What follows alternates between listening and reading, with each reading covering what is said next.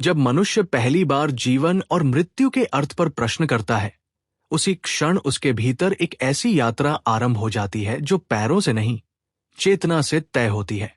चारधाम यात्रा इसी मार्ग का सबसे गूढ़ और रहस्यमय स्वरूप है।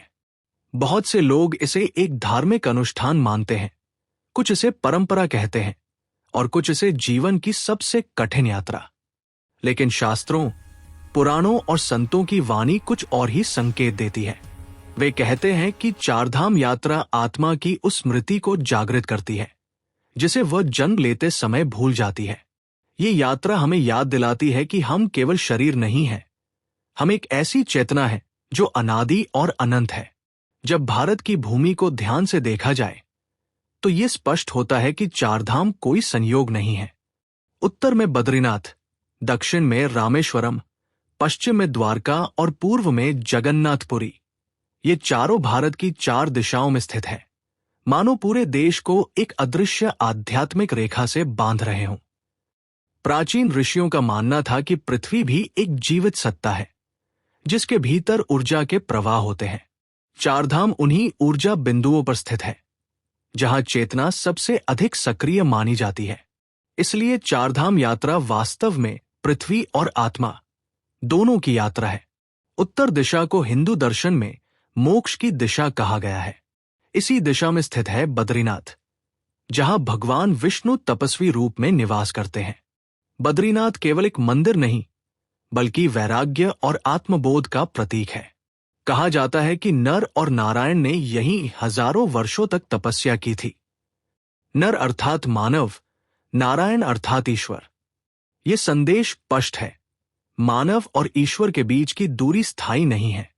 यदि मनुष्य तप, संयम और ज्ञान के मार्ग पर चले तो वह स्वयं नारायण स्वरूप को प्राप्त कर सकता है।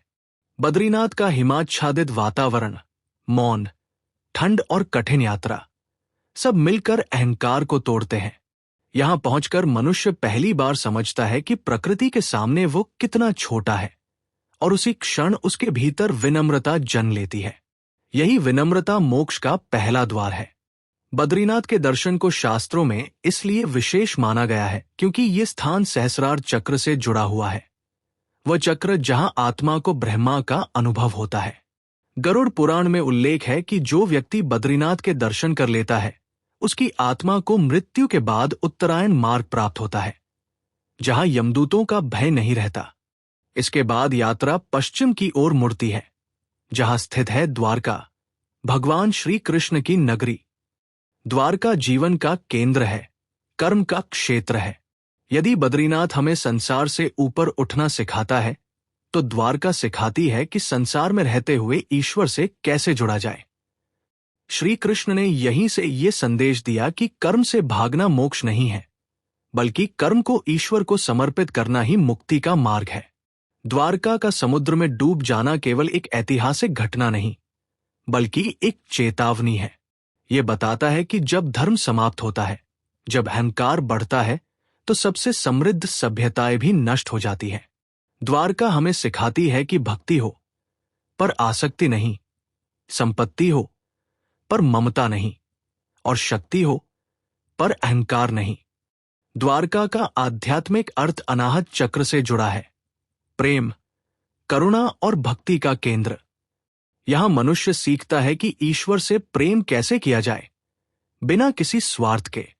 इसलिए द्वारका की यात्रा जीवन के उस चरण का प्रतीक है जहां मनुष्य संसार में रहते हुए भी संसार का नहीं रहता। दक्षिण की ओर बढ़ते हुए यात्रा पहुंचती है रामेश्वरम, जो मृत्यु और कर्म शुद्धि का केंद्र माना गया है।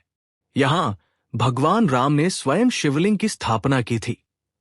ये घटना अपने आप में एक गहरा संदेश देती है। भगवान होने के बावजूद राम ने अपने कर्मों की जिम्मेदारी ली।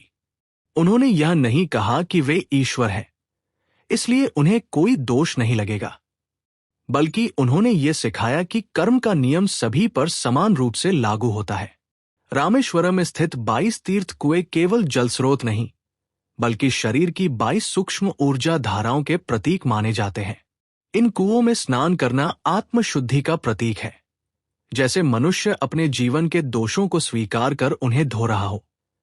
गरुड़ पुराण में विस्तार से बताया गया है कि मृत्यु के बाद आत्मा को जिन कष्टदायक मार्गों से गुजरना पड़ता है, रामेश्वरम की यात्रा उन कष्टों को कम कर देती है।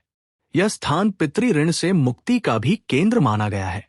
इसलिए दक्षिण दिशा, जिसे सामान्यतः मृत्यु से जोड़ा जाता है, यहां मोक्ष की तैयारी का क्षेत्र बन जाती है। रामेश्वरम हमें यह स्वीकार करना सिखाता है कि मृत्यु जीवन का अंत नहीं, बल्कि परिवर्तन है। अंततः यात्रा पूर्व दिशा में पहुंचती है, जगन्नाथपुरी। ये वह स्थान है जहां मृत्यु को सबसे अधिक रहस्यमय और उत्सवपूर्ण रूप में स्वीकार किया गया है। जगन्नाथ मंदिर में स्थित भगवान की मूर्ति अधूरी है, न हाथ पूरे न पैर पूरे। ये अधूरापन हमें ये सिखाता है कि जीवन भी अधूरा है।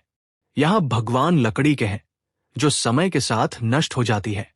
हर कुछ वर्षों में नव कलेवर की प्रक्रिया होती है, जहां भगवान का शरीर बदला जाता है, लेकिन ब्रह्मा तत्व को गुप्त रूप से नई मूर्ति में स्थापित किया जाता है। यह प्रक्रिया मृत्यु और पुनर्जन्म का जीवंत दर्शन है।